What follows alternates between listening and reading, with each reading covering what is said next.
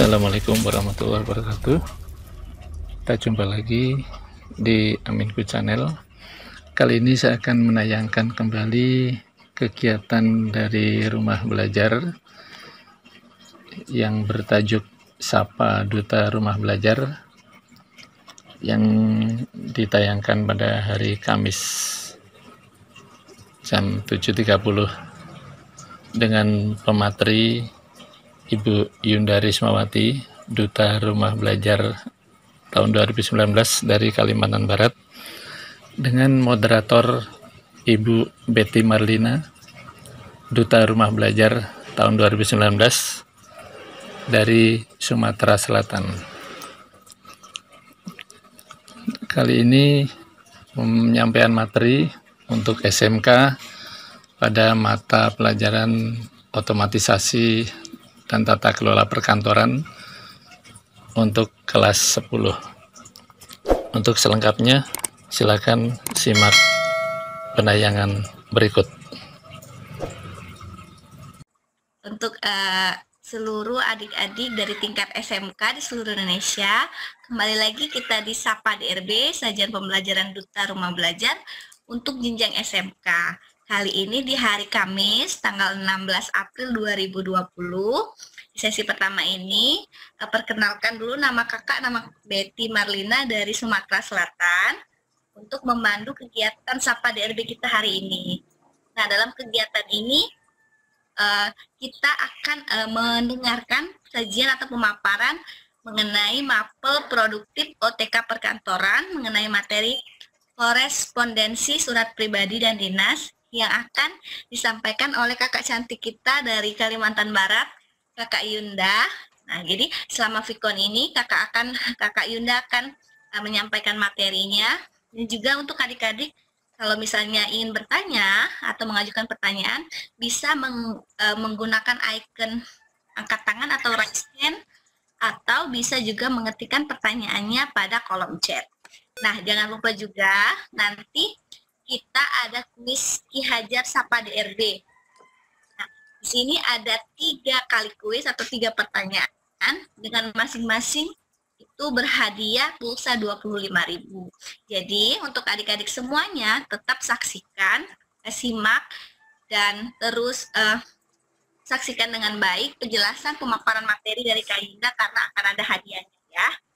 Oke, untuk mempersingkat waktu, kita langsung aja mendengarkan pemaparan materi dari kakak kita, Duta Rumah Belajar Kalimantan Barat, Kak Yunda Rismawati.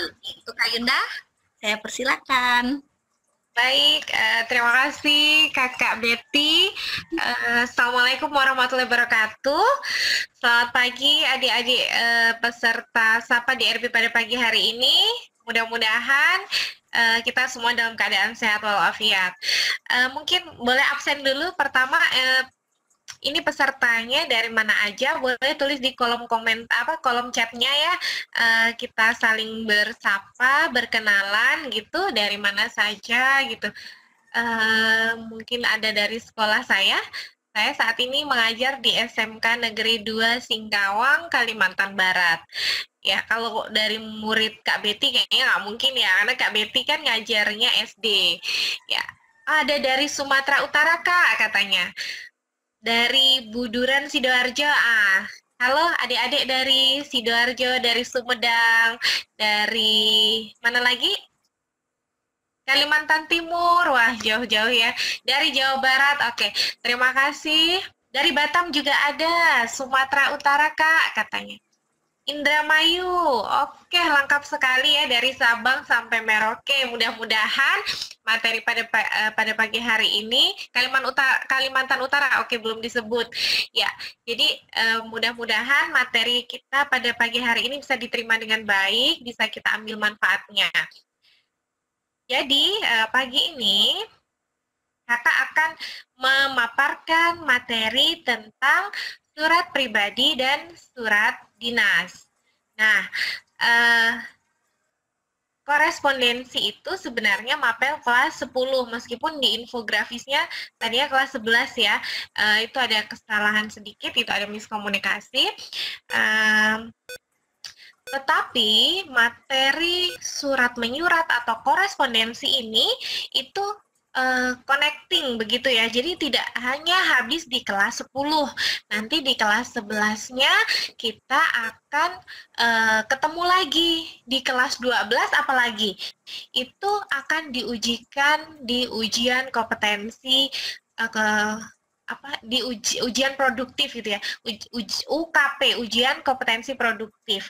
Nah, kalau untuk tahun ini mungkin beberapa sekolah yang kelas 12-nya tidak ada karena adanya pandemi corona ini, tetapi tahun depan kan kita setiap tahun itu UKP selalu diadakan dan salah satu materi pokok atau utamanya adalah korespondensi. Jadi tidak masalah adik-adik kelas 10 atau kelas 11 atau kelas 12 tidak masalah, ikuti saja materinya.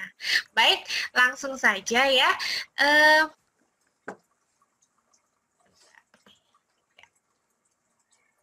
Nah, coba adik-adik perhatikan surat pertama dan surat kedua berikut.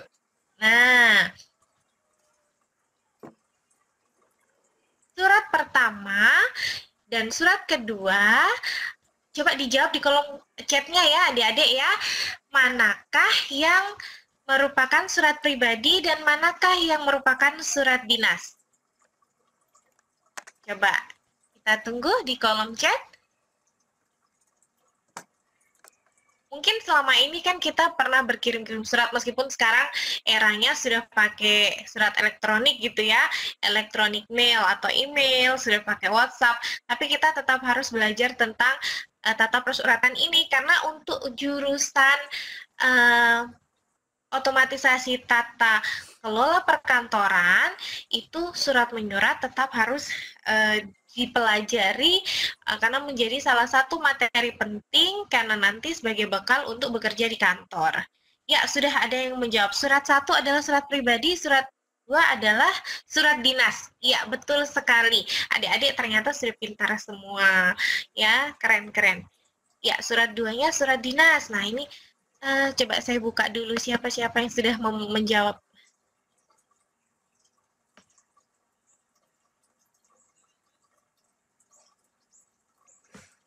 Ya, ada Yorialsya, ada Putri, ada Surinami Purba.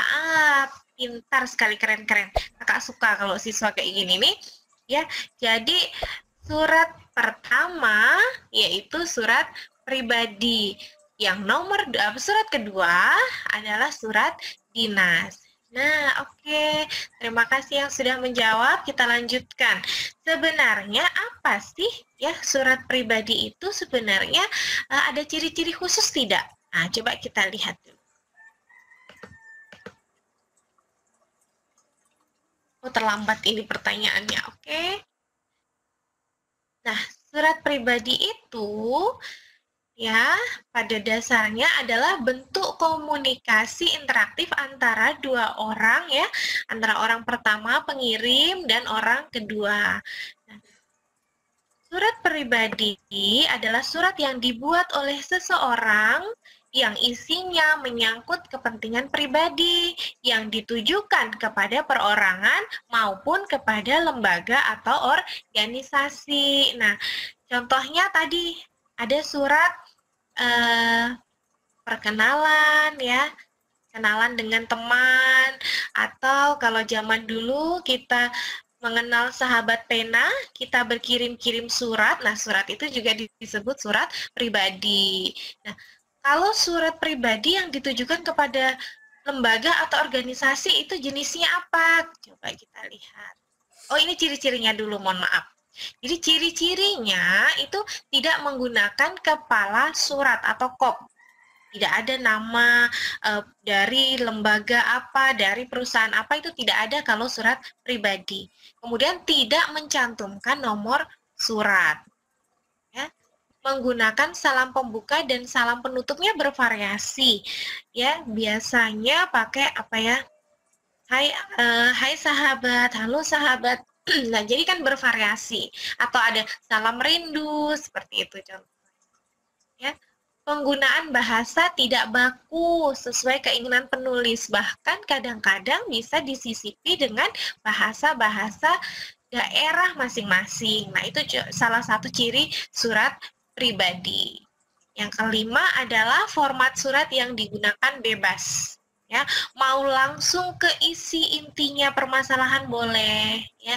Mau dikasih pantun dulu boleh, ya. Jadi bebas. Yang terakhir, penulisan surat tidak mewakili organisasi sehingga penulis menyebut dirinya saya. Nah, bedanya dengan surat dinas ini. Kemudian jenis-jenis surat pribadi tadi ya. Jadi surat pribadi yang bersifat kekeluargaan. Yang pertama, yakni surat pribadi yang dikirimkan seseorang kepada keluarga atau kerabatnya, bisa juga temannya, sahabat dekatnya, nah seperti itu. Sedangkan tadi ya, surat pribadi yang bersifat kedinasan atau setengah resmi. Nah, ini surat pribadi yang dikirimkan oleh pribadi tersebut atau orang tersebut kepada organisasi atau lembaga yang isinya menyangkut masalah pribadi dan pekerjaan. Contohnya apa? Nah, ada yang mau memberikan contoh? Adik-adik? Coba latihan menggunakan tombol icon tangan, gambar tangan.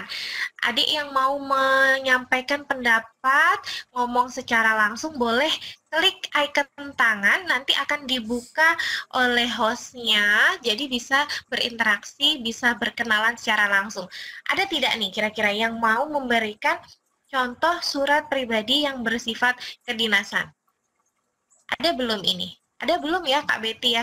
Ada ini Kak. Oh ada, boleh Ya, boleh. tadi, ya. Ada satu tadi. Ini di apa? Nggak jadi kayaknya. Oh nggak jadi, dihilangkan lagi icon tangannya. Ayo adik-adik jangan malu-malu, kita berinteraksi saja biar lebih kenal gitu. Ya. Kalau di kolom chat ini sudah ada yang ada yang ini. Ada Ya, yang nanya. contohnya surat lamaran pekerjaan Rahma Jamila. Ya, good, pinter. Ya, jadi salah satu contoh surat pribadi yang bersifatnya kedinasan atau resmi itu ya yang dikirimkan kepada lembaga itu adalah surat lamaran pekerjaan. Jadi kan dia nulis sendiri nih, nggak mungkin dia kan dituliskan orang lain kalau surat lamaran pekerjaan ya. Jadi dia menulis sendiri, ditujukan kepada lembaga atau organisasi atau perusahaan gitu ya, atau instansi yang isinya menyangkut pekerjaan. Ada lagi nih yang pinter banget, surat pengunduran diri. Iya, good. Surat pengunduran diri, Surinami Purba ya. Surat pengunduran diri juga termasuk surat pribadi. Surat permohonan cuti. Ya, pinter. Surat permohonan cuti juga surat pribadi. Surat izin ke sekolah. Nah, ini ya pinter banget Putri Sesa. Nah, contohnya kalau yang adik-adik sering lakukan ya, kalau misalnya sedang sakit atau sedang ada acara keluarga, adik-adik mengirimkan surat ke sekolah, memohon izin ya untuk tidak bisa datang ke sekolah mengikuti pelajaran. Itu juga surat pribadi. Good, pinter ya. Sudah sangat banyak contoh tadi yang sudah diberikan oleh teman-teman. Lanjut materi selanjutnya. Nah, ini ada bagian-bagian dari surat pribadi. Meskipun surat pribadi itu tidak ada pokoknya, tetapi tentu ada bagian lain yang tetap harus ada di dalam surat tersebut. Salah satunya adalah tanggal surat. Ya, tanggal suratnya lebih baik ditulis ya biar kita gampang ngelacaknya, si penerima bisa tahu surat ini dibuat kapan, kok sampainya ke saya nih baru seminggu setelahnya misalnya. Kemudian jelas ya, sebuah surat itu harus ada alamat surat. Salam pembuka, pendahuluan, salam pembuka tadi ya, halo sahabat, hai sahabat tuh, salam rindu itu salam pembuka. Pendahuluan itu pengantarnya. Kemudian ada isi surat, tentu saja ya, surat itu ditujukan untuk tujuan apa. Penutupnya kalau surat pribadi ya bervariasi, bisa pakai ya salam apa sampai ketemu di lain kesempatan atau apa, itu bebas ya. Dan ada nama pengirim dan tanda tangan. Kalau ini surat pribadi tadi contohnya surat lamaran pekerjaan, nah ini semua harus ada. Tapi kalau surat pribadi yang misalnya hanya surat untuk kerabat atau surat untuk saudara, tidak harus lengkap bagian-bagiannya, tidak masalah. Karena kan yang membaca hanya keluarga atau kerabat sendiri. Tapi kalau surat pribadi yang bersifat setengah resmi, ini wajib ada biar tidak dipertanyakan. Bahkan kalau perlu ya, identitas nama pengirim itu tidak hanya nama saja, tapi ditulis nomor handphonenya atau biar gampang menghubungnya lewat apa. Bisa nomor handphone, bisa email ya, alamat emailnya, dan sebagainya. Oke, kita lanjut contohnya. Ini contoh dari surat pribadi yang surat pribadi ya, ini ya. Ini kan salamnya ada salam kangen. Ini untuk sahabat pena. Nah, apa kabar Aim? Ada yang namanya Aim nggak peserta nih siang ini? Pagi ini maaf. Ada kayaknya ya. Aim, setelah kamu pindah ke Samarinda, ini untuk sahabat pena. Jadi tadinya dia bersahabat, tapi tiba-tiba temannya berpindah ke daerah lain. Nah, ini contoh. Oke, sampai di sini ada pertanyaan dulu nggak? Kalau ada pertanyaan langsung diketikkan aja di chat ya. Nanti di sela-sela penyampaian materi kita bahas sama-sama. Biar nggak lupa nanti kalau sampai selesai nanti keburu lupa. Atau kalau mau menyampaikan pendapat atau bertanya langsung juga boleh. Itu kan ya Kak Betty ya? Betul, ini Kak ada pertanyaan. Oh iya, boleh. Tapi ya, ini katanya kalau surat izin ke kantor termasuk surat apa? Tapi Q&A dia. Ini. Oh gitu.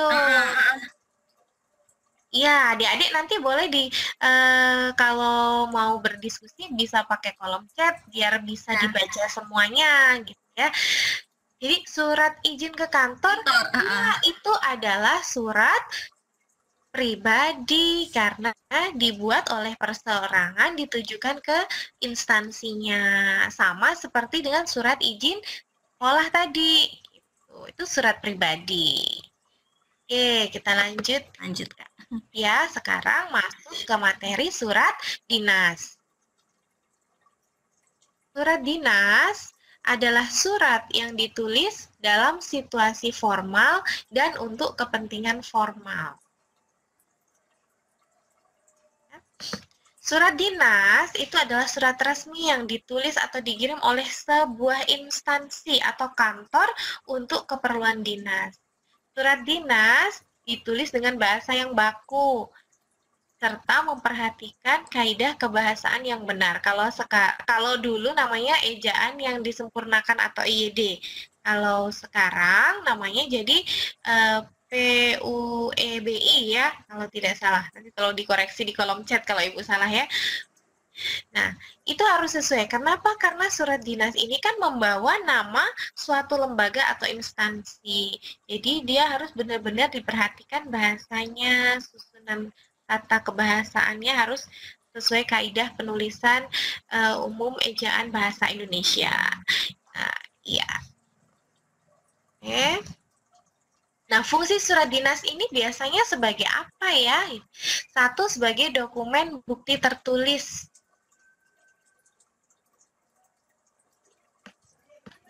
Ya, seperti pemberian izin, pengambilan keputusan maupun kesepakatan. Nah, ini contohnya gini. Tadi ya, contoh surat pribadi adalah surat izin cuti. Nah, instansinya akan membalas dengan surat pemberian izin cuti. Nah, ini balasan surat pribadi tadi berarti itu adalah surat dinas karena dikeluarkan oleh sebuah lembaga.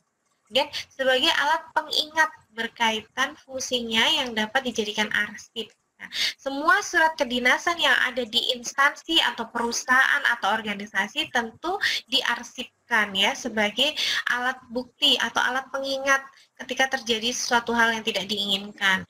Contoh surat pemberian izin. Ya, ya, iya Kak Betty? Enggak, Kak. Ya. Oh, iya.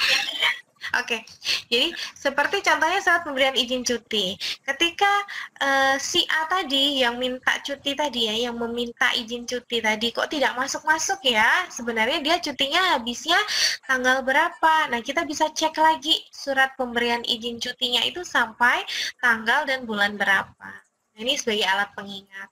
Kemudian sebagai bukti sejarah atas perkembangan suatu instansi.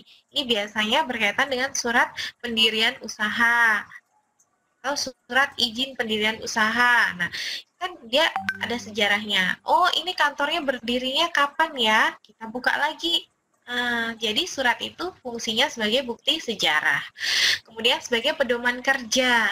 Pedoman kerja dalam bentuk surat perintah atau surat instruksi. Ini sudah jelas.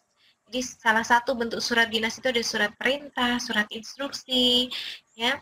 Pokoknya surat-surat yang dikeluarkan oleh lembaga ya untuk kebutuhan kelembagaan. Nah, itu semua disebut dengan surat dinas.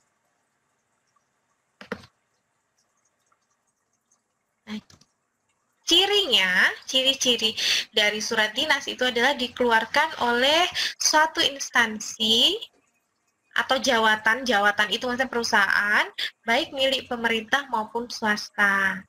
Berisikan kepentingan kedinasan, tadi sudah dijelaskan, kemudian disusun dengan ragam bahasa resmi.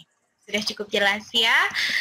Kemudian kita masuk ke bagian suratnya.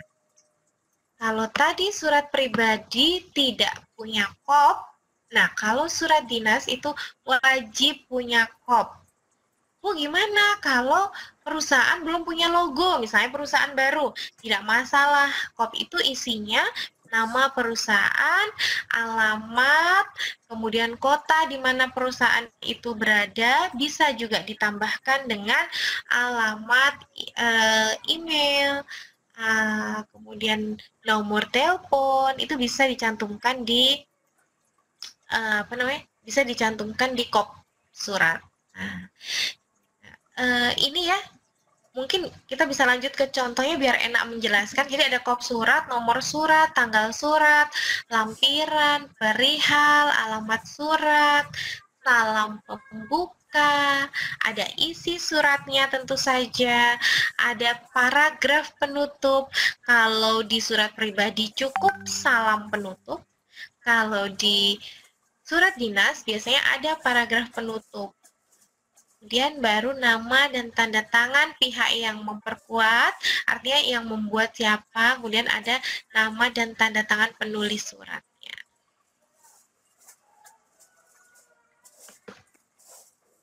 Kak, ini ada pertanyaan. Iya? Dari Surinami Purba katanya, Kak, apakah proposal juga termasuk surat dinas? Proposal itu adalah perencanaan suatu kegiatan. Jadi itu bukan surat. Yang disebut surat dinasnya adalah apa? Surat pengantar proposalnya. Setiap kita mau membawa atau mengajukan proposal, kita harus melampirinya, proposal itu lampirannya. Jadi kita harus ada suratnya. Nah, surat, misalnya proposal itu ditujukan kemana? Kita nggak mungkin bawa proposal itu langsung hanya bentuk proposal, buku gitu ya, kita langsung bawa, itu mengajukan permohonan dana misalnya. Atau kalau proposal perusahaan itu biasanya pengajuan permohonan untuk sponsorship biasanya ya, untuk sponsor sebuah acara. Kita nggak mungkin hanya bawa proposalnya aja, kita harus membawa sebuah surat, namanya adalah surat pengantar proposal. Jadi surat pengantarnya itu yang disebut surat dinas, proposalnya adalah lampiran dari surat pengantar tadi. Nah, Jadi proposal itu tersendiri, dia bukan surat ya. Proposal itu adalah usulan atau perencanaan sebuah acara. Begitu ya. Ini ada yang nambahin kayaknya nih. Banyak nih Kak. Iya ya. Coba. Iya surat, iya. Zahra katanya iya surat iya. Di proposal itu pengajuan sponsorship, contohnya buat HUT sekolah katanya. Betul, pinter. Ya. Ini kalau mau ada yang diskusi langsung boleh loh, cakep loh. Iya. Iya. Boleh angkat tangan ya. Iya, betul. Ini Kak ada lagi, kalau nggak pakai perihal bisa Kak? Dari ya. Gini, perihal atau hal itu adalah permasalahan yang disampaikan di surat tersebut. Semisal ya, di surat itu tidak dicantumkan langsung di poin hal atau perihal, ya, mungkin bisa kita temukan hal suratnya itu ada di isi. Nah, tetapi bagian hal atau perihal itu mempermudah si penerima surat untuk mengetahui surat itu tentang apa. Jadi, kalau menurut kakak nih ya, itu harus dicantumkan. Meskipun kita di lapangan menemukan kadang-kadang orang membuat surat dinas mungkin ya dari sebuah perusahaan atau instansi, entah lupa, entah sengaja itu tidak dituliskan perihalnya. Kalau kita menerima surat seperti itu, kita bisa melihat perihalnya dari isi surat. Tetapi kalau kita yang membuat, usahakan hal atau perihalnya itu dicantumkan biar mempermudah si penerima surat itu sendiri, begitu. Ya. Jadi Nabila juga sama ya nanya tentang hal dan perihal. Nah ini ada lagi nih Kak, banyak pertanyaan. Katanya, kalau situs dan siup itu termasuk surat dinas bukan? Iya, pintar. Itu termasuk surat dinas. Situ ini adalah surat izin tempat usaha. Siup surat izin apa ya kalau siup ya? Surat iya, pokoknya surat izin yang dikeluarkan atau membawa nama kelembagaan itu berarti disebut dengan surat dinas. Ya, gitu. Kak, kalau kop itu sendiri di bagian mana? Ini ada privat nih dari Sylvia. Dia kirim ke privat ke saya. Jadi adik-adik kalau kirim chat jangan lupa diganti ya to-nya itu ke all participants. Ya, atau all panelis juga boleh Kak Betty ya? Iya, boleh. Cuma biar bisa dibaca peserta yang lain mungkin. Ya, mungkin kalau pertanyaan bisa all participant ya, tapi nanti kalau jawab kuis baru bisa ke all panelis. Ya, betul Kak. Ya, oke. Jadi top itu adanya di atas sendiri bagian surat. Kop itu alamat itu loh. Ya, alamat, nama lembaga dan alamat yang menunjukkan bahwa surat itu berasal dari siapa. Ini ada contoh bagian surat. Nah, bagian A itu kepala surat atau kop surat. Kemudian ada nomor lampiran hal. Nih, biasanya dia berdiri berdampingan. Tapi ini kembali lagi, nanti kita akan belajar tentang bentuk-bentuk surat ya, bentuk-bentuk surat dinas itu apa saja. Jadi nanti peletakan nomor lampiran hal itu bisa berbeda-beda. Ya. Bisa berkumpul seperti ini, ya. Bisa juga perihalnya di bawah. Itu nanti kita pelajari di bentuk-bentuk surat, ya. Kemudian ini ada alamat. Alamat itu ada alamat dalam biasa kita sebutnya ya. Alamat dalam adalah alamat yang kita tuju atau alamat untuk mengirimkan surat tersebut. Alamat dalam. Di sini ada salam pembuka. Biasanya kalau surat dinas itu standarnya dengan format gitu ya.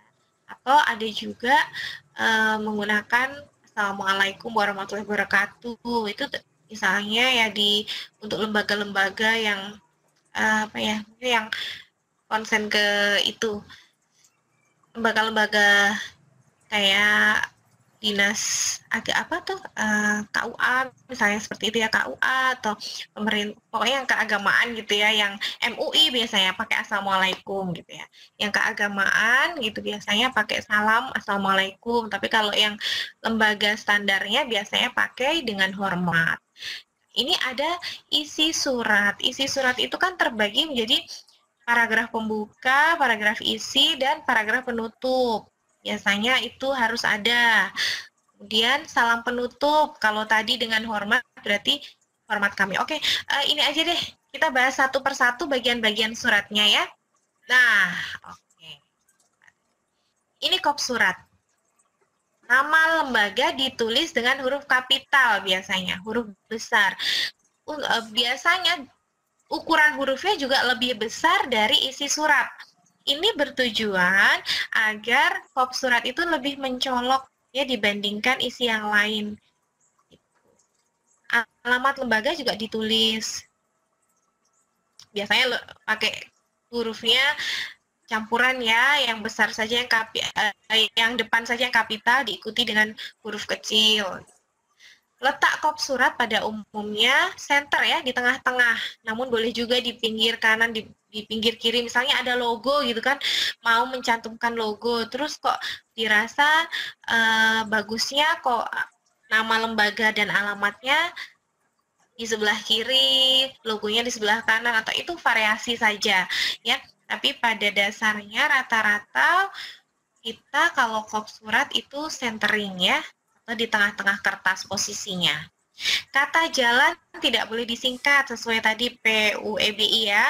Jadi jalan itu dituliskan saja langsung jalan gitu. Meskipun di prakteknya masih lupa, kadang-kadang tetap disingkat ya. Nah, ini edukasi aja nanti kalau adik-adik bekerja di kantor ya. Nah, mulai dari adik-adik sendiri, kalau adik-adik ditugaskan sebagai pembuat surat, nah mulai dari adik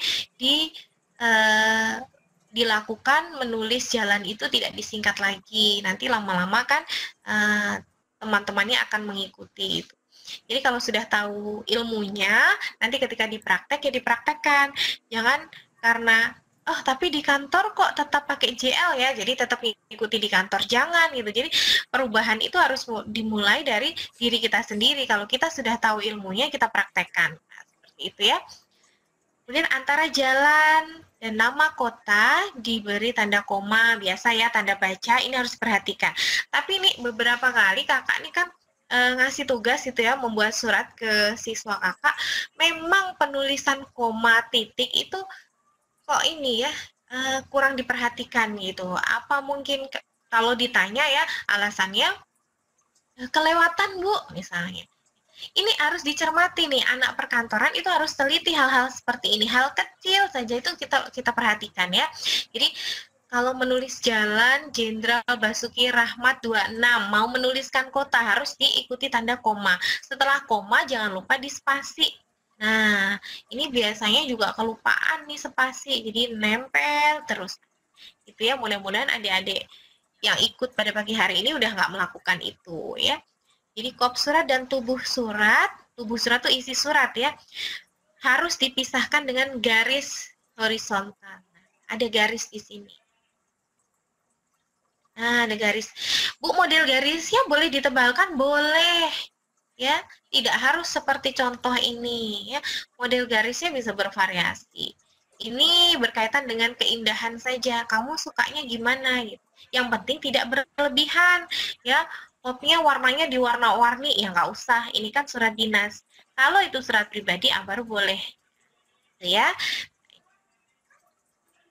Ya, baris dalam kop surat tidak perlu diakhiri dengan tanda titik. Ya, karena kop ini kan ibaratnya judul gitu ya, jadi nggak perlu pakai titik. Oke, kita lanjut ke bagian surat selanjutnya, tempat dan tanggal surat. Kak, sebelum lanjut ini ada pertanyaan. Oke, baik. Katanya font untuk kop surat kalau nggak salah 16 atau 14 ya Kak, terus bold ya Kak. Terus Iya. Hurufnya Times New Roman apa katanya gitu. Oh iya. Oke. Untuk kop. Oke, untuk kop ya. Baik, terima kasih Kak Betty sudah mengingatkan. Iya. Baik, pertanyaannya bagus sekali Adik ya. Jadi itu mengingatkan saya, lupa tadi nggak disebutkan juga ya. Jadi untuk format penulisan surat gitu ya, itu kita mengikuti pedoman penulisan karya ilmiah. Artinya hurufnya yang digunakan itu biasanya adalah Times New Roman pintar ya. Ukurannya untuk isi surat biasanya kita pakai ukuran 12 sehingga ya kopnya itu karena tadi kakak bilang lebih besar dari isinya itu biasanya menggunakan font 14 atau 16 pintar ya, bagus ya, ini lebih jelas lagi. Jadi maksud kakak tadi lebih besar, kalau isinya 12 berarti bisa 14 bisa 16 bisa divariasikan ya. Kalau untuk kop gitu ya, menurut kakak nih itu tidak harus Times New Roman. Kadang kan ada yang nama lembaganya dipercantik, itu boleh. Tapi untuk yang lain-lainnya, usahakan tetap Times New Roman. Pinter banget itu pertanyaannya. Ada lagi Kak Betty? Kalau pakai Calibri nggak boleh ya Kak?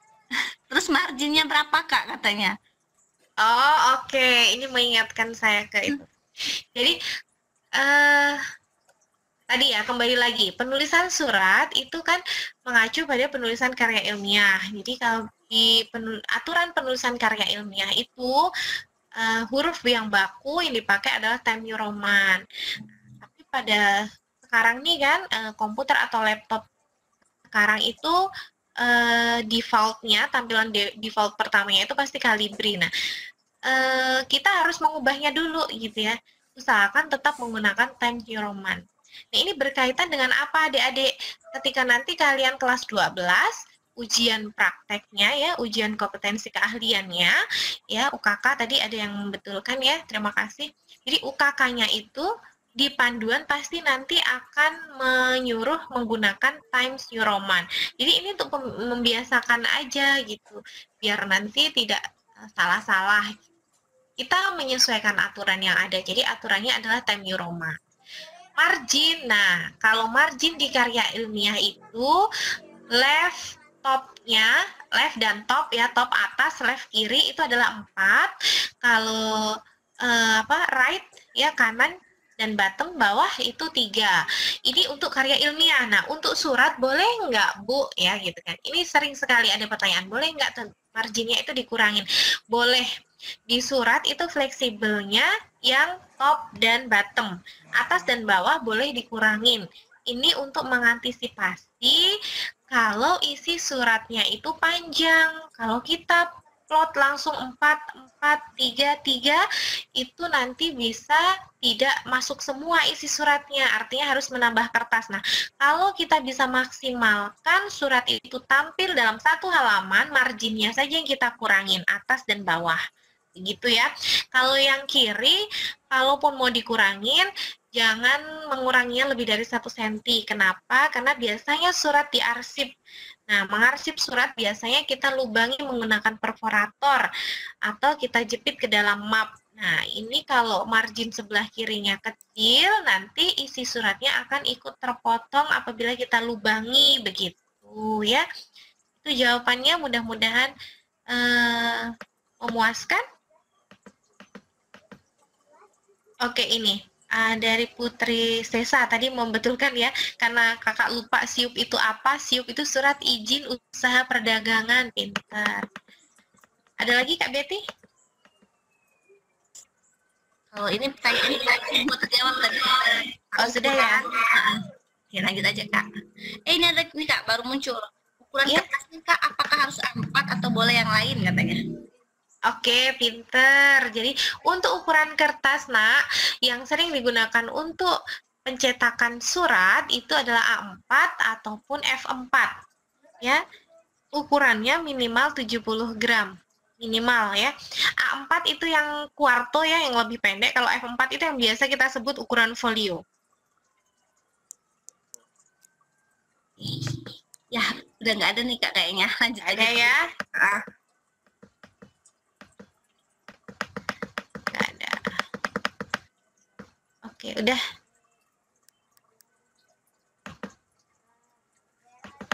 Oke, udah ya. Kita lanjut ke tempat dan tanggal surat. Nah, Nih, apabila di KOP sudah ada nama tempat, maka tanggal surat tidak perlu menggunakan tempat lagi. Kadang biasanya tuh sering ditemuin kalau ngoreksi ujian gitu ya, atau ngoreksi surat-surat yang sudah dikumpulkan oleh siswa, itu biasanya di KOP sudah ada Jakarta. Kan biasanya kan misalnya CV CV Abadi Jalan Tentara Pelajar nomor 10 gitu ya, bawahnya Jakarta misalnya. Nah, tapi ditulis di tanggal masih Jakarta 16 April. Nah, itu nggak perlu lagi menuliskan kota di tanggal kalau di KOP sudah tercantum begitu ya. Sedangkan apabila surat tidak mencantumkan nama wilayah baru boleh pakai Jakarta. Ini contoh-contoh penulisan tanggal bisa dilihat ya. Kalau mencantumkan nama kota berarti harus diikuti tanda koma baru tanggalnya. Kalau tidak tidak seperti biasa. Saya rasa ini gampang ya. Kemudian ada nomor surat. Nah, nomor surat ini biasanya yang anak-anak suka bingung. Nomor surat itu biasanya berisikan ya, pada umumnya nomor surat itu berisikan nomor urut surat itu keberapa. Surat dibuat surat keberapa, kemudian kode suratnya sesuai dengan klasifikasi di kantor tersebut. Masing-masing kantor berbeda.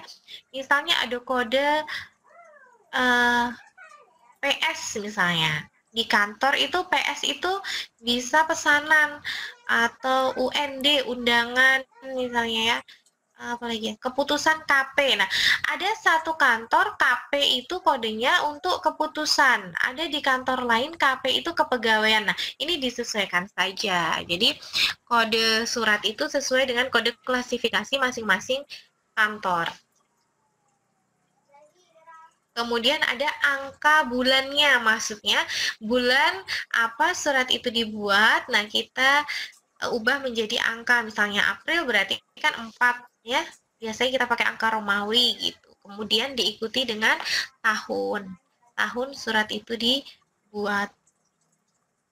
Ya, yang Romawi itu adalah bulannya.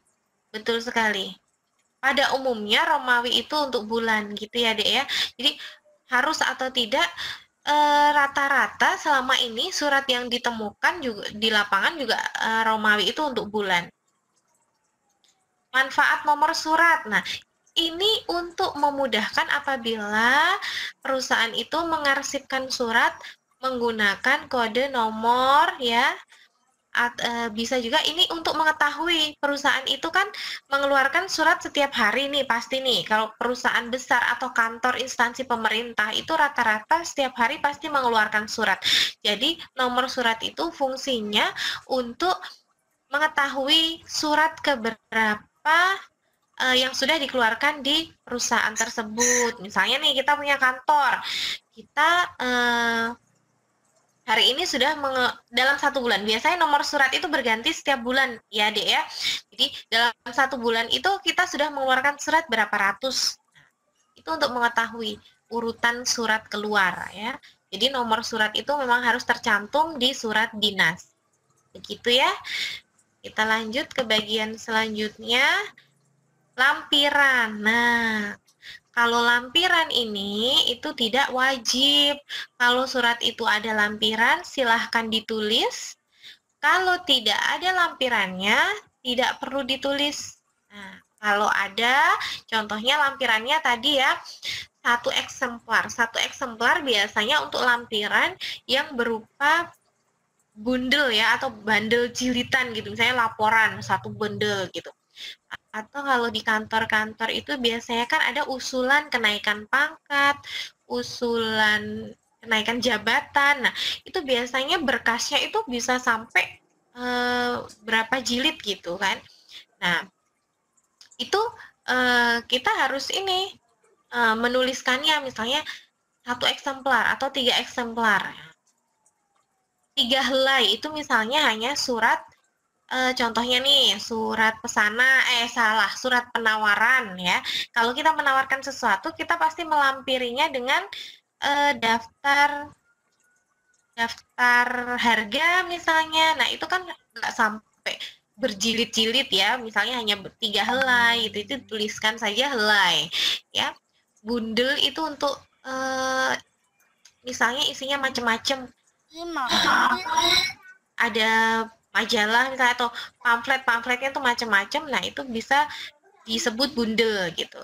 Berkas ya, kalau berkas bermap-map gitu, berkas itu bisa ditulis. Nah, ada pertanyaan dari Nur Afdilah nih, bagus banget. Kenapa tidak wajib lampiran, Kak? Kan ada surat yang tidak punya lampiran, ya kan? Contoh nih, contoh misalnya hanya surat keputusan misalnya, atau surat apa ya yang jarang ada lampiran itu, misalnya surat apa? Yuk adik-adik bisa bantu nggak? Kenapa tidak? Surat undangan, pinter banget. Kalau surat undangan itu ya, biasanya kan langsung tertulis kepada siapa. Tapi ada juga sih undangan yang pakai lampiran, tapi gini, contohnya surat undangan, perihalnya sudah ada di, misalnya, undangan pada hari Selasa, tanggal sekian, pukul sekian, membahas ini gitu ya. Biasanya kalau pembahasannya sudah tercantum di undangan, dia nggak perlu lampiran lagi. Misalnya kalau dia undangannya undangan suatu acara gitu, biasanya dilampirkan susunan acara, itu boleh juga. Nah, tapi kalau surat-surat yang tidak butuh lampiran, misalnya ya surat itu berdiri sendiri gitu ya, tidak perlu ada keterangan lain yang harus disertakan, ya nggak perlu ada lampiran, jadi kan nggak wajib gitu. Ya, ini ada Zahra ya, halo adik Zahra, biasanya pakai lampiran itu mana nih? Untuk suatu perusahaan membeli barang, ya pinter ya, atau permintaannya itu banyak, jadi dikasih lampiran, betul. Ya, lampiran itu untuk melengkapi surat, misalnya ada hal-hal yang tidak bisa tercantum di surat ya, karena saking banyaknya, maka kita tambahkan dengan lampiran. Ya, contohnya tadi, misalnya surat undangan, permasalahannya tidak tercantumkan di surat undangannya, jadi karena permasalahannya banyak gitu, nah kita lampirkan dengan susunan acaranya atau agendanya seperti itu. Untuk keterangan lampiran itu setelah surat berarti Kak ya? Maksudnya gimana ini? Adin Sugiono. Atau mungkin Adin mau nyampaikan pendapatnya secara langsung, boleh biar dibuka mic-nya, maukah? Iya, Adin. Halo Adin, maukah? Mau langsung ngomong boleh? Boleh Adin? Enggak Kak, di sini aja. Aduh, kok Adin malu-malu. Jadi maksudnya gimana Adin? Keterangan lampiran itu setelah surat berarti ya. Jadi gini, surat kan ada bagian lampiran nih, nomor lampiran hal. Nah, kalau ada lampiran itu tulis aja, misalnya nih ya, surat pesanan barang tadi yang dicontohkan Zahra tadi. Oh iya, betul. Ini Zahra nih anak pinter ya, juara kelas nih pasti nih, Zahra.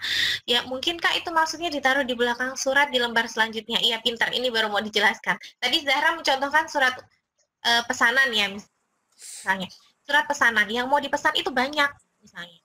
Ya, jadi suratnya perihal pesanan lampiran 3 lembar gitu.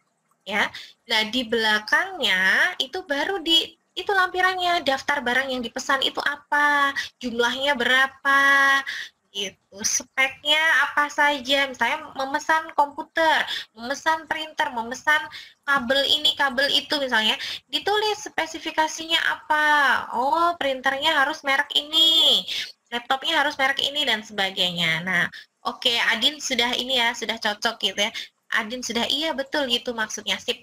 Oke, kita lanjut ke bagian berikutnya. Bagian surat berikutnya adalah alamat surat. Nah, ini kadang-kadang yang masih suka keliru gitu ya. Kita masih suka menggunakan kata kepada. Iya kan? Nah, jadi kata kepada itu sebenarnya tidak perlu ditulis lagi karena pemborosan ya adik-adik ya. Kita kan sudah tahu kalau di situ ditujukan yang terhormat siapa, itu berarti kepada itu. Sudah tahu maksudnya. Jadi di situ disebutkan bahwa ada kemubaziran gitu ya, kemubaziran pemakaian bahasa. Jadi contoh alamat lengkap itu bisa kita lihat ya. Yang terhormat Direktur PT Rahayu, Jalan Barokah, Bantul, itu kode pos ya. Atau yang di bawahnya, yang terhormat itu maksudnya ya. Itu kalau nyebutkan nama, Cucunda itu nama ya, Cucunda SH Ahyar, Jalan Anugrah. Nah, itu contoh-contohnya. Atau boleh kita kasih tulis yang terhormat saudara. Contoh alamat yang tidak lengkap juga ada di sebelah kanan. Oke, ini. Nah, ini kata Widya HRP. Ya, jadi Widya. Tapi Kak, kebanyakan instansi memakai kata kepada. Iya, itu tadi yang Kakak sampaikan ya. Jadi di lapangan masih sering ada kata kita menuliskan kepada. Sebenarnya tidak perlu lagi ya kalau menurut panduan ini ya, ejaan gitu ya, panduan PUEBI, panduan apa U-nya kok jadi ngeblank ya. Jadi panduan umum ejaan bahasa Indonesia PUBI ya. PUBI itu kepada sudah tidak dituliskan lagi adik-adik ya. Jadi itulah tadi, mulailah dengan diri sendiri. Jadi kita bisa membuat perubahan itu dari diri sendiri. Nanti kalau adik-adik membuat surat, silahkan tidak usah lagi dicantumkan kepada, kecuali nih ada kejadian. Jadi kecuali disalahkan gitu ya, kita tidak bisa, kan ini ada adik-adik SMK kan pasti ada praktek gitu ya di lapangan, di kantor-kantor. Nah, kadang adik-adik mau mengubah gitu ya, mengubah gitu. Kan udah tidak boleh pakai kepada Pak gitu ya. Tapi orang kantornya masih kekeh bilang, enggak, udah biasa pakai ini. Ya sudah, adik-adik mengalah. Jangan adik-adik memaksakan untuk tetap mengubah, karena kita harus tahu posisi ya. Kita tahu posisi, kita di situ hanya praktek, jadi kita tidak punya kekuatan. Tapi nanti kalau adik-adik sudah terjun ke kantor secara langsung, adik-adik sudah bekerja, nah silakan adik-adik mengubahnya. Nah, ini saran kakak ya, jadi jangan ngotot gitu. Misalnya kita baru praktek saja, gitu kan, baru praktek tapi sudah mau mengubah-ubah aturan atau susunan yang ada di kantor itu, tentu saja adik-adik akan dimarahin gitu ya. Karena pernah ada kasus seperti itu. Tapi Bu, pada saat saya praktek nih di kantor, saya bilang harusnya kepadanya diubah, saya malah kena marah gitu. Ya iya, kena marah gitu, karena posisi kamu di situ bukan untuk mengubah hal seperti ini gitu. Ya itulah ya nak ya. Jadi kadang materi yang kita pelajari yang sudah ada perubahan-perubahan, ternyata di kantor belum beradaptasi dengan perubahan-perubahan yang ada di materi kita yang kita dapat di sekolah.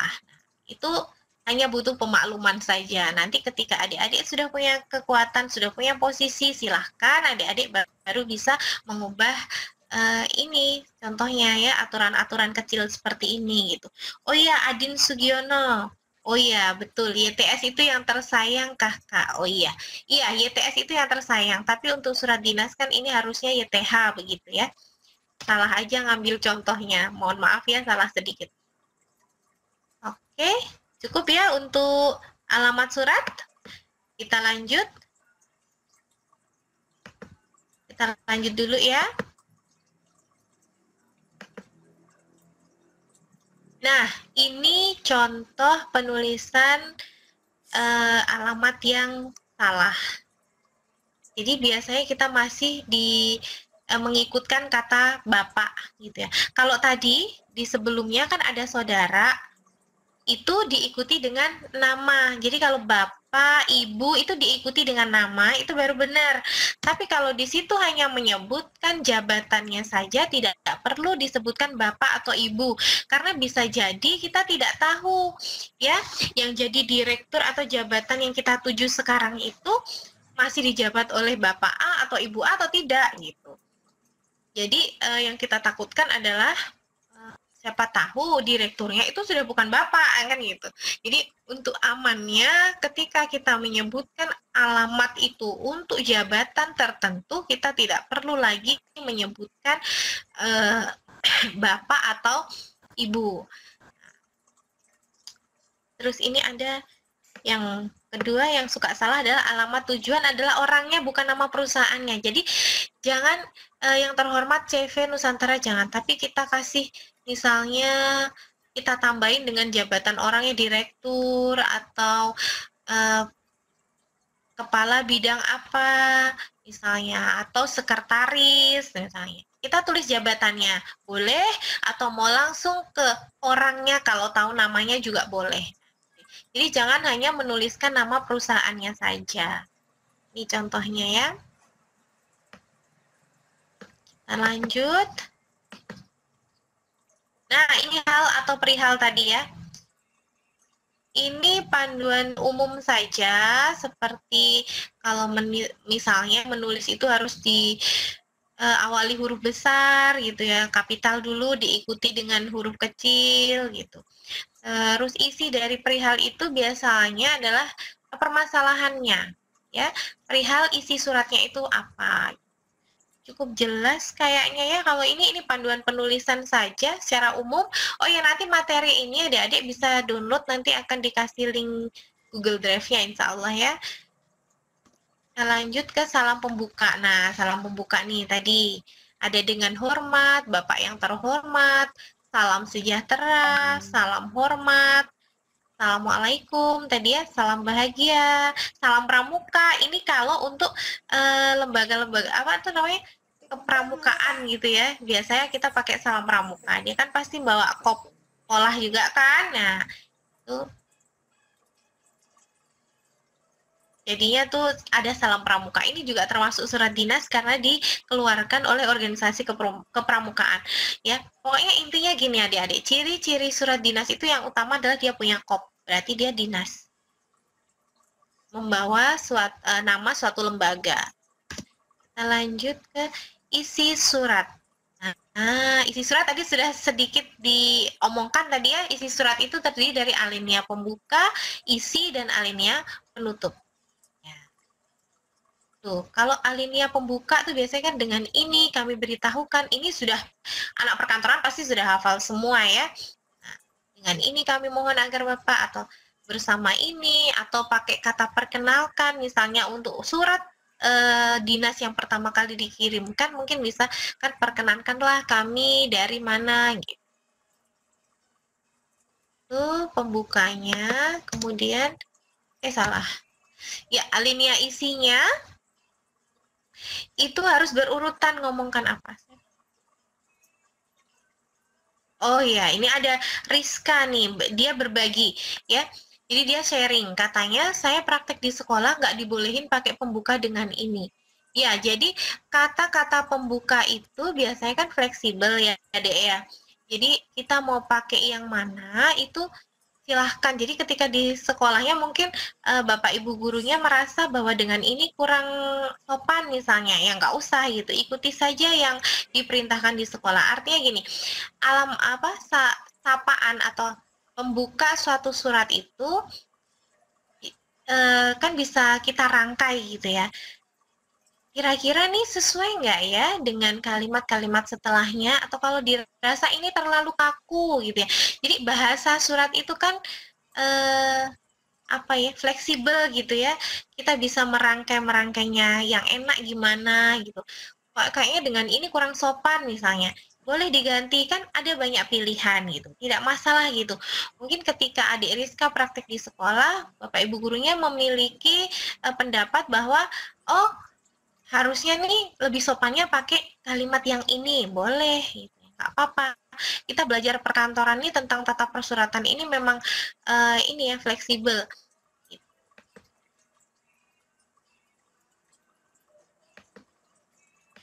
Oh, ini ada pertanyaan, kita sambil jawab pertanyaan boleh ya, biar nanti nggak kelupaan, ketutup dengan chat yang lain gitu. Ya, jadi boleh ya, ini dari Esa. Ini dulu deh yang Citra nih. Kak, apa saja jenis surat dinas? Tadi sudah sedikit disebut. Jadi surat dinas itu ada surat janjian, surat keputusan, surat undangan, kemudian surat pemberian izin, surat pengantar, banyak sekali ya Dek ya. Kebetulan ini kelupaan nggak dicantumin ya. Nggak apa-apa ya. Jadi jenis-jenis surat dinas itu banyak sekali. Dari Yesa, iya. Kak, biasa tanggal surat diletakkan di mana? Di atas 3 serangkai atau di bawahnya? Nanti kita bahas di bentuk-bentuk surat ya. Oke, lanjut ya. Jadi ini, alinea isi itu menetapkan urutan-urutan maksud yang hendak disampaikan atau yang akan dituangkan di surat tersebut. Biasanya berurutan kan, maksudnya surat ini tuh Mbak mau nyampein apa gitu. Nah, menghindari pemakaian singkatan. Ini yang masih kadang siswa-siswa kakak juga melakukannya. Kadang terbawa dengan bahasa-bahasa chat gitu ya, yang jadi YG gitu. Dari jadi DR gitu. Kadang lupa. Nah, akronim maksudnya itu singkatan-singkatan. Itu juga nggak usah gitu. Misalnya apa ya? Singkatan. Saudara jadi SDR atau SR. Nah, itu dikesampingkan singkatan-singkatan itu ya, akronim-akronim seperti itu harus dituliskan saja secara lengkap. Saudara ya saudara, bapak ya bapak gitu, jangan BPK gitu. Kemudian memperhatikan bentuk surat atau penulisan bagian-bagiannya. Nah, ini bentuk-bentuk surat nanti akan kita bahas. Nah, alinea penutup biasanya ya, besar harapan kami atau cukup dengan atas ini mohon maaf nih, masih kelepasan di sini. Kalau untuk surat undangan, atas kehadiran saudara kami ucapkan terima kasih. Ini kan nggak boleh, sekarang udah nggak boleh ya adik-adik ya. Ini jangan diikuti nih, salah nih. Kakak belum editnya nih ya. Jadi atas kehadirannya itu sudah tidak diperbolehkan lagi. Jadi cukup saja atas perhatiannya kami ucapkan terima kasih atau besar harapan kami terkabulnya permohonan ini gitu boleh. Bahasa-bahasa ini bisa kita perhalus sendiri-sendiri dengan kira-kira kurang ini atau kelebihan kata-kata ini silahkan dikombinasikan sendiri gitu, dirangkai-rangkai saja.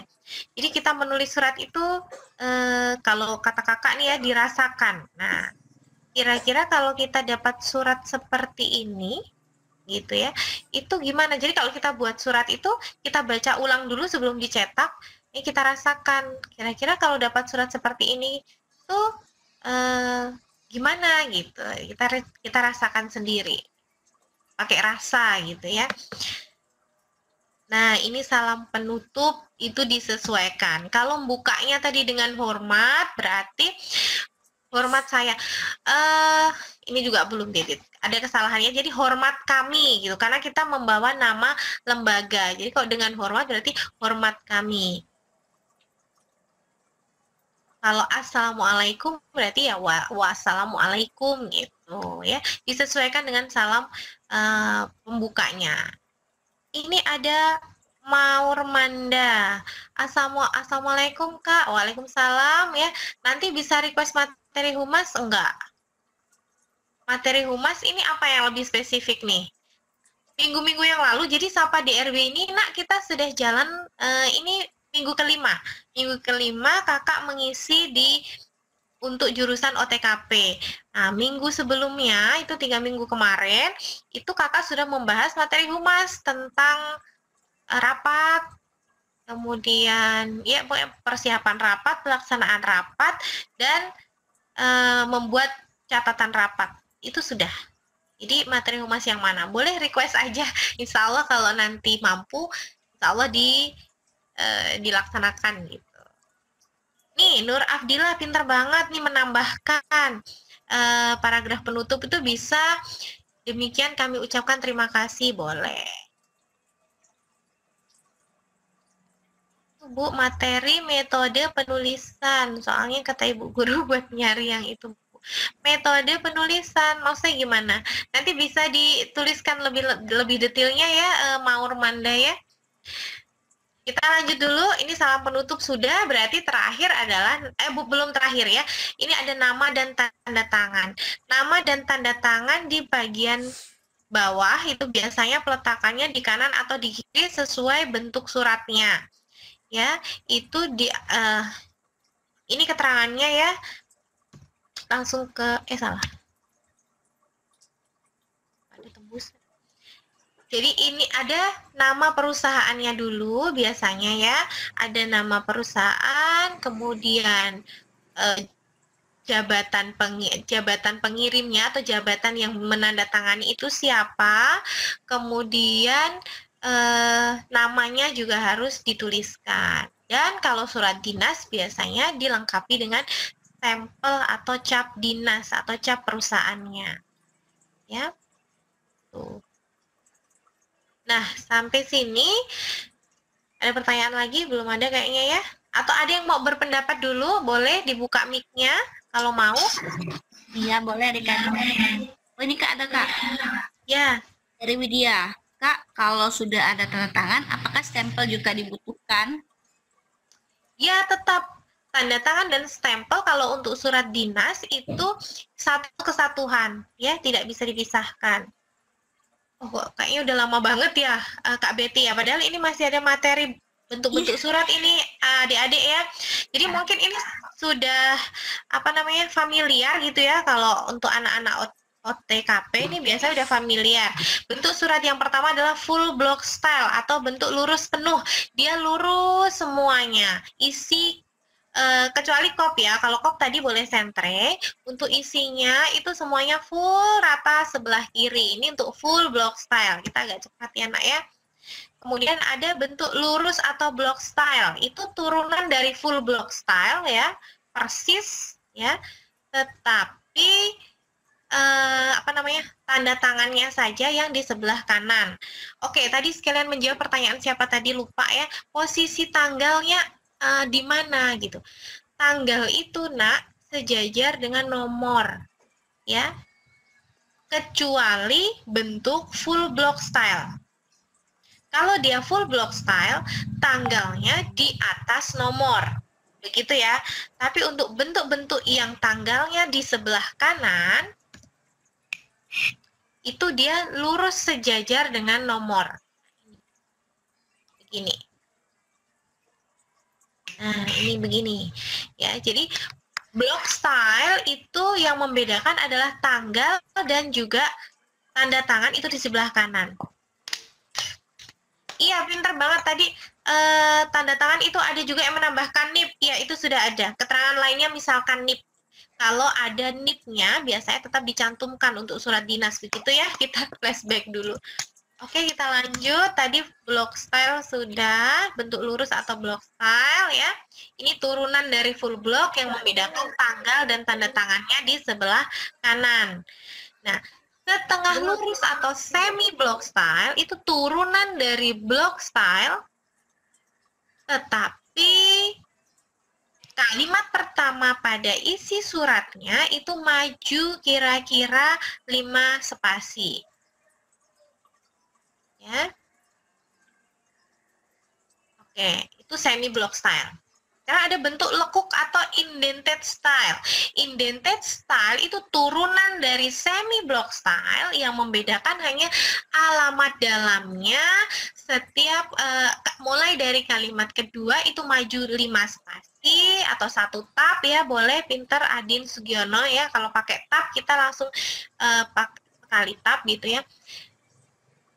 Tapi kalau diukur dengan spasi atau hurufnya itu 5 spasi atau 5 karakter hurufnya nak. Jadi enggak, kalau tabnya tiba-tiba tabnya ternyata sudah kita pasang di atas left tabnya misalnya di 1 cm, kita sekali tab pun dia akan lari 1 cm ya. Jadi patokannya bukan tabnya tetapi karakternya, karakter atau huruf di pengetikan itu. Gitu ya.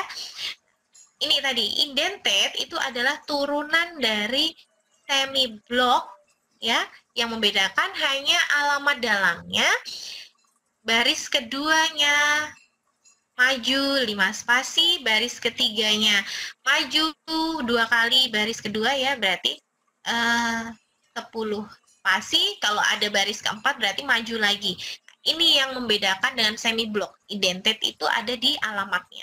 Kemudian ada bentuk hanging paragraph ya, atau alinea menggantung. Nah, ini turunan dari semi block, tapi kebalikannya. Kalau semi block tadi yang maju 5 spasi atau 1 tab katanya ya, itu adalah kalimat pertama atau baris pertama, sedangkan hanging paragraf yang maju 5 spasi adalah isinya atau baris kedua ke bawah itu maju semuanya. Perbedaannya di sini. Nah, di sini. Nah, ini. Ya. Kemudian ada juga bentuk official style. Duh kok. Jadi official style itu ada 2 ya, adik-adik, ada gaya baru dan gaya lama. Nah, ini yang gaya lama. Jadi official style itu perbedaannya dengan bentuk-bentuk yang lain adalah isi suratnya dia lurus sejajar dengan isi nomor lampiran hal. Coba diperhatikan. Kalau nomor itu kan titik 2 baru nomornya berapa gitu kan, lampiran apa gitu. Nah, itu isi suratnya kalau official itu sejajar dengan itu ya.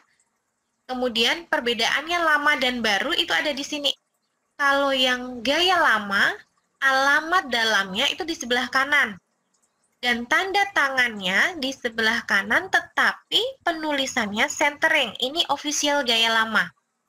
Kalau gaya baru itu peletakan alamat dalamnya di sebelah kiri sejajar dengan isi, kemudian tanda tangannya tetap di sebelah kanan tapi penulisannya rata kiri sejajar dengan tanggal. Oh ya lupa, tembusan gaya lama maupun gaya baru dia sejajar dengan nomor. Ini perbedaannya ya. Tuh. Oke, ini kayaknya sudah selesai. Nah, ini pertanyaan dulu sebelum kita ke kuis ya. Aduh, waktunya ternyata cepet banget. Nggak terasa ya. Nggak terasa banget, tapi ini deh pemanasan dulu sebelum kita masuk kuis. Nah, ini ada contoh surat dinas ya. Ada surat rekomendasi dan ada surat undangan. Undangan operator ya. Adik-adik jawab di chat ya. Ini latihan nih pemanasan sebelum kuis. Surat nomor 1 dan nomor 2 manakah yang menggunakan bentuk official gaya lama? Coba dijawab. Jadi untuk menjawab nih adik-adik, ini latihan kuis ya. Menjawab kuis itu to-nya diubah menjadi to all panelists ya. Nanti yang akan dihitung pemenangnya adalah yang mengirimkan chatnya dengan format yang benar dan ke to all panelists gitu ya. Coba dijawab adik-adik. Ini yang gaya lama yang nomor berapa? Yang gaya lama nomor 1 Kak, pinter ya, bener banget. Yang gaya lama adalah yang nomor 1. Oke, karena tadi pertanyaan sudah kita sambil jawab-jawab kan ya Kak Betty ya. Kayaknya sampai ini juga belum ada pertanyaan lagi. Ya. Waktunya juga tinggal berapa menit Kak Betty? 16 menit lagi. Oh my god. Boleh kita ke kuis kali ya? Iya, kita ke kuis ya. Oke, adik-adik sudah siap? Nah, kuis Ki Hajar. Kuis Ki Hajar adalah kita harus belajar ya. Kita ikutin ya. Jadi adik-adik nanti di kuis Ki Hajar 1 formatnya Ki Hajar 1 sama dengan langsung tulis opsinya A, B, C, D atau E ya. Dikirimnya di all partisipan ya, biar all finalist, biar kita semua bisa baca ya. Aturannya Kak Betty. Ya. Nanti ada 3 kali. Yang pertama adik-adik nanti ada soalnya langsung dijawab di kolom chat. Pilih all panelist, klik Ki Hajar 1 sama dengan opsinya aja A, B, C, D atau E ya. Nanti yang paling cepat dan yang paling benar itu yang menang kuisnya. Oke, udah siap Kak? Oke, saya sharing lagi sebentar. Oke, adik-adik sudah siap? Siap ya. Siap ya. 1 sama dengan ya. Yuk, seperti biasa. Oke, kuis Ki Hajar. Kita harus belajar. Kuis Ki Hajar 1. Oke, ini soalnya. Berikut ini yang termasuk surat pribadi adalah A. Surat penawaran kerjasama, B. Surat undangan rapat, C. Surat keputusan, D. Surat perjanjian, atau E. Surat lamaran pekerjaan. Tadi udah dibahas, ayo pakai format ya. Ki Hajar 1 sama dengan gitu. Kalau yang tidak sesuai format tidak dihitung ya Kak Betty ya? Nggak sesuai format, nggak masuk. Gitu. Wah, banyak ya. Banyak ya, berarti udah banyak Kak Betty ya? Iya, Kita umumkannya di belakang aja kali ya, nanti siapa menang Ki Hajar 1, siapa menang Ki Hajar 2-nya. Biar surprise. Oke. Iya, nanti Kak Betty rangkum aja dulu kali ya. Oke, boleh. Oke. Yang sesuai Udah cukup ya? Oke, cukup ya Ki Hajar 1, kakak kasih batas dulu. Oke, sekarang Ki Hajar 2 ya, kita masuk ya adik-adik. Yuk, sama formatnya masih sama Fort. Tunggu loh, kok macet? Tunggu loh Kak Betty. Oke. Ini kok nggak maju. Iya, nggak mau muncul. Ini Ki Hajar 2, perhatikan gambar di samping. Nomor 4 adalah bagian yang disebut apa? A. Top surat, B. Alinea pembuka, atau C. Alamat dalam, D. Nomor lampiran hal, atau E. Isi surat. Ayo, Ki Hajar 2 sama dengan. Wah, banyak ya, langsung jawab ini Kak. Gampang ini Kak Betty, kalau tadi memperhatikan pasti gampang banget jawabnya. Tadi udah dibahas, pasti udah tahu nih adik-adik. Ki Hajar 2 sama dengan ya. Nomor 4 bagian surat itu disebut apa? Ayo. Banyak ya yang ikut.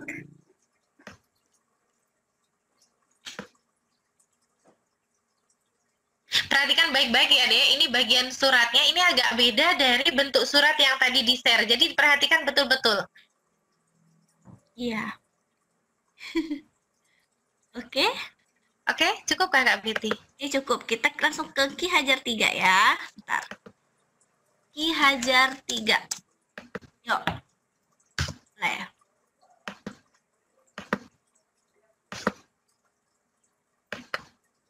Ya.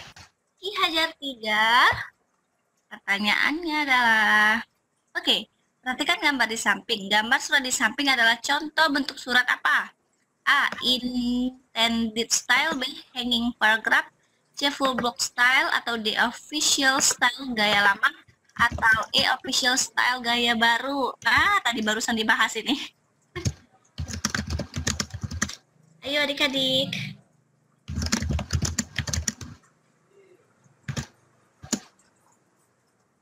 Udah banyak banget nih Kak. Bu Betty, saya kirim ininya. Apanya Kak? Kuncinya kalau Bu Betty mau rekap. Oh iya boleh. Sudah saya privat ke Bu Betty. Oh iya. Gimana Kak ya? Nggak ada. Nggak ada ya? Oke, cukup ya Kak Betty. Aja. Kita bahas aja mulai dari soal nomor 1, gampang banget tadi ya. Ki Hajar 1-nya. Kita lihat ya, nomor 1. Jawabannya adalah surat lamaran pekerjaan. Tadi pinter banget kan Zahra kalau nggak salah tadi ya yang menyebutkan tadi di kolom chat pas materi awal-awal tadi. Jadi salah satu contoh surat pribadi adalah surat lamaran pekerjaan.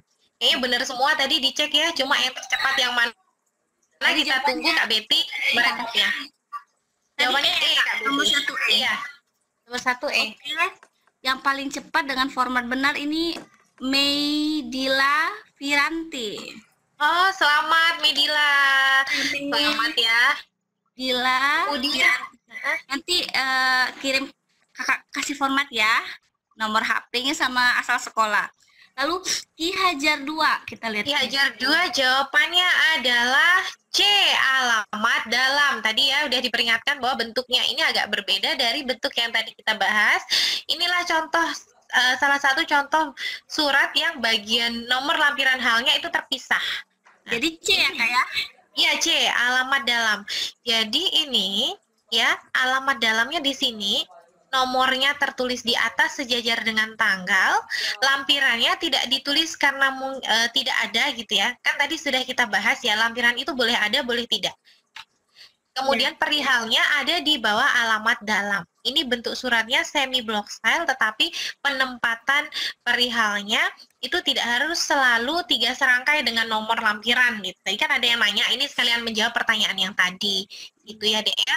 Jadi nomor lampiran hal itu bisa saja terpecah, tidak harus selalu menjadi susunan 3 serangkai katanya tadi ya. Oke, itu ya untuk jawaban Ki Hajar 2. Ki Hajar 3 tadi baru aja dibahas. Iya, jawabannya adalah official style gaya lama atau D. Bentar Kak, yang nomor 2 tadi Diumumkan dulu ya, lupa, maaf. yang nomor Ki Hajar 2 tadi yang menang Rizka Tri. Oh, selamat Rizka ya. Rizka Tri namanya ya, Rizka Tri. Yang Ki Hajar 3 apa Kak? D, official style gaya lama. Official style D ya Kak ya? Iya, D. Oh, ada yang salah rupanya tadi. Oh, ada yang salah. Oh, D kan dari Rizka tadi udah ini. Bentar ya. Kita cek dulu Kak. Iya, enggak apa-apa. D ini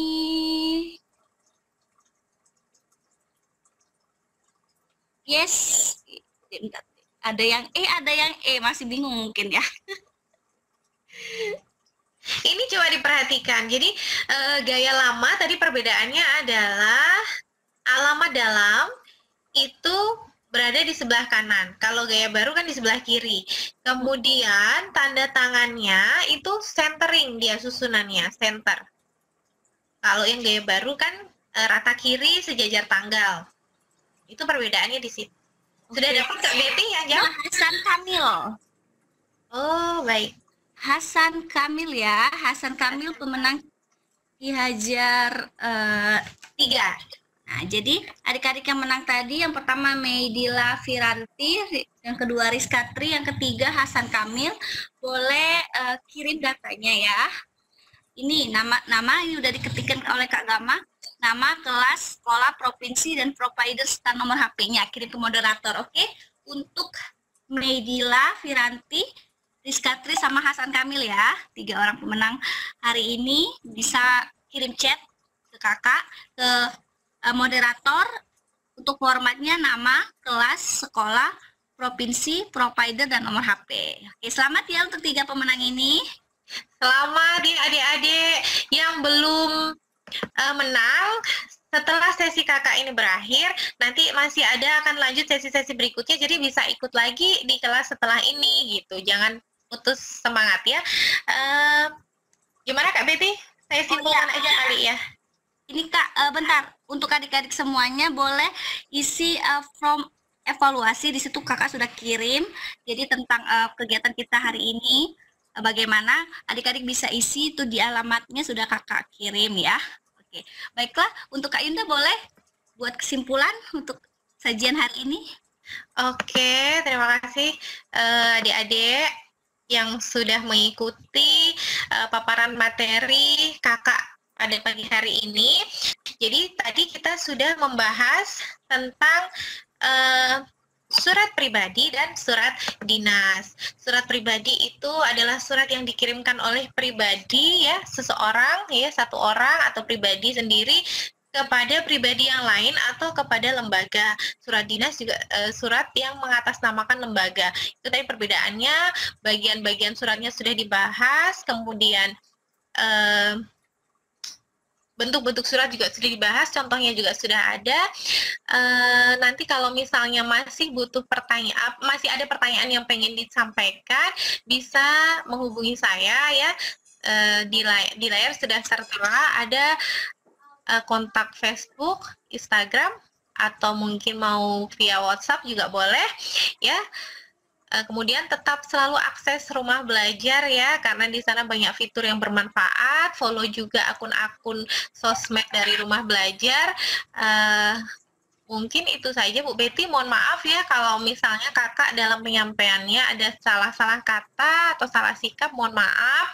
Dan sekali lagi terima kasih untuk adik-adik, tetap stay di room karena habis ini tetap masih lanjut sesi 2 dan sesi 3 sampai siang nanti. Yang belum menang kuis Ki Hajar tetap semangat, tetap jaga kesehatan, stay at home ya, jangan lupa belajar di rumah. Oke, wassalam dari saya siap. Assalamualaikum warahmatullahi wabarakatuh. Ya, makasih Kak Yuda. Terima kasih untuk pembelajaran hari ini. Dan juga diingatkan lagi untuk adik Medina dan Rizkatri belum mengirimkan data. Jadi, provider itu kartu yang digunakan ya, adik Rizkatri. Yang udah ngirim data ini Hasan Kamil, jadi kakak masih tunggu untuk Medila Firanti dan juga Rizkatri ya. Oke, Rizkatri udah masuk. Kita tunggu Medila ya. Medila boleh mengetikkan di kolom chat nama, kelas, sekolahnya di mana, provinsi, providernya serta nomor HP. Nanti ketiga pemenang ini akan mendapatkan pulsa masing-masing 25.000 dan insya Allah akan dikirim di awal bulan Mei ya. Ya, masih ditunggu untuk Medila Firanti. Baiklah, oke, Medila sudah masuk. Jadi pemenang hari ini Hasan Kamil ini dari Kabupaten Tangerang, Banten. Lalu Rizkatri dari Kalimantan Selatan, dari Banjarbaru, dan Medila dari Sumatera Utara ya, dari Kabupaten Simalungun. Oke, terima kasih untuk adik-adik yang sudah berpartisipasi dan juga yang sudah terus menyaksikan Vikon Sapa di RB ini dari jam 7.30 tadi hingga sekarang. Kakak ucapkan terima kasih banyak dan juga terima kasih untuk Kak Yunda yang sudah memaparkan materinya dengan baik dan juga sama Kak Betty. Iya, Kak Putra Gama dan Kak Meliani juga yang sudah menjadi host kegiatan hari ini. Jangan lupa tetap saksikan terus Sapa di RB. Untuk di jenjang SMK ini masih ada 2 sesi lagi sampai siang nanti. Dan tetap ikuti kuisnya karena masih ada hadiah-hadiahnya. Tetap di rumah, jaga kesehatan, rajin cuci tangan, dan juga terus semangat ya. Jangan lupa tetap kunjungi portal Rumah Belajar di belajar.kemdikbud.go.id dan juga download aplikasinya di Play Store ya. Cari aja Rumah Belajar Kemdikbud. Tadi juga udah kakak share materinya, link materinya bisa di-download. Di situ ada juga materi-materi yang minggu-minggu sebelumnya. Jadi adik-adik bisa pelajari. Oke, mungkin itu saja yang bisa kakak sampaikan. Terima kasih untuk semuanya. Kakak tutup. Wassalamualaikum warahmatullahi wabarakatuh. Waalaikumsalam warahmatullahi wabarakatuh. Makasih Mas Jama, Mbak Meli, Bu Betty. Ini udah hadir panelis yang lain kali ya? Iya.